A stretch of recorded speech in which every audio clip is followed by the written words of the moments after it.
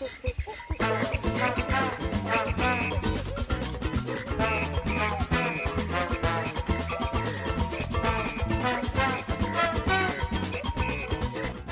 eş kardeş. Salamünaleyküm. Ne olur, ne problem var? Maşın nəsə xotanmadı, yolda qaldım. Benim kaş yok ne ağacına. Yandıran var, yandıran. Yandıran yoxdur. Sən gözlə onda məni.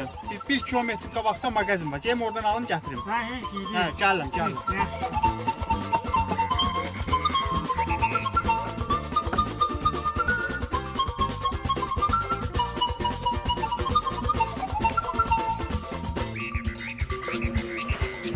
Gətirdim qadanam, aldım.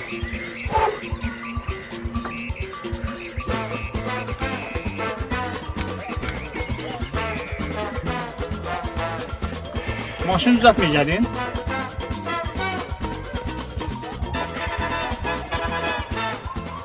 Benim maşından başım çıkmıyor. Bu maşın ustasını yana apar.